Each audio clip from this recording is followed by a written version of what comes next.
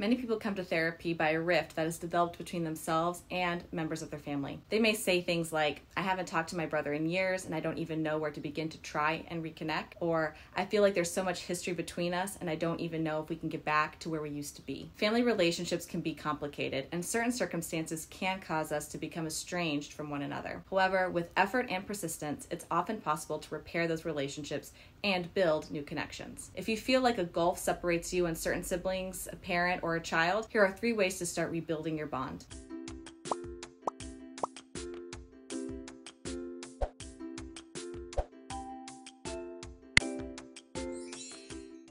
But first, if you're new to this channel, I'm Jordan Travers. I'm a licensed clinical psychotherapist and the clinical director of Awake Therapy. If you're interested in learning more about Awake Therapy, you can click on the link in the description. And if you're in need of psychological or emotional support, feel free to book an initial consultation with one of our therapists by visiting www.awaketherapy.me. Okay, so let's get right into it. The method number. Begin with an apology. If there's been a falling out between you and a close family member, it's important to acknowledge any role you may have played in the situation, whether it was a specific action like hiding something crucial, or a pattern of behavior like pathological lying. Taking responsibility for your part in the conflict can be a powerful first step towards reconciliation. When apologizing, it's important to be sincere and avoid making excuses or justifications. Focus on acknowledging the hurt that was caused and expressing your regret for your actions. You can say something like, I wanted to reach out and apologize for how things ended up between us. I know I did some things that hurt you and I'm truly sorry for that. I want to make things right between us and start rebuilding our relationship. Remember that after a certain point, it does not matter who was right or who takes the blame as long as both of you decide to leave the bitterness behind. The next action you can take is focusing on the present and the future. While it's important to acknowledge past hurt and conflict, dwelling on these issues can prevent you from moving forward and rebuilding your relationship. Instead, try to focus on the present and the future. Start by finding common ground with your sibling.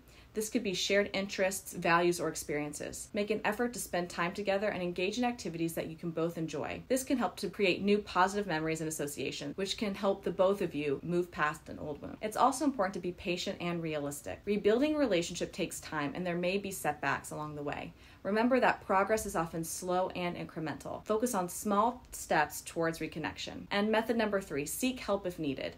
Reconnecting with an estranged family member can be a difficult and emotional process. It's okay to seek support if you're struggling with the process. Therapy can be a helpful resource for working through difficult emotions and developing strategies for reconnecting with the family member. A therapist can also help you to identify any patterns or dynamics in your relationship that may be contributing to the estrangement and develop new communication and relationship skills. Cognitive behavioral therapy with a professional family therapist is a great choice for resolving family estrangement. So in conclusion, reconnecting with an estranged family member can be a challenging process, but it's often worth the effort. By starting with a sincere apology, focusing on the present and the future, and seeking support if needed, you can begin to build new connections with the person and create a more positive and fulfilling relationship. Thanks for watching. I hope these tips help you foster a healthy and fulfilling relationship. Don't forget to like, share, and subscribe to our channel for more helpful videos like this. And remember, platforms like YouTube are an excellent resource for getting information out to others. However, it does not take the place of individualized psychotherapy. If you need mental health assistance, whether to talk through a current issue or to create a more prosperous and fulfilling life,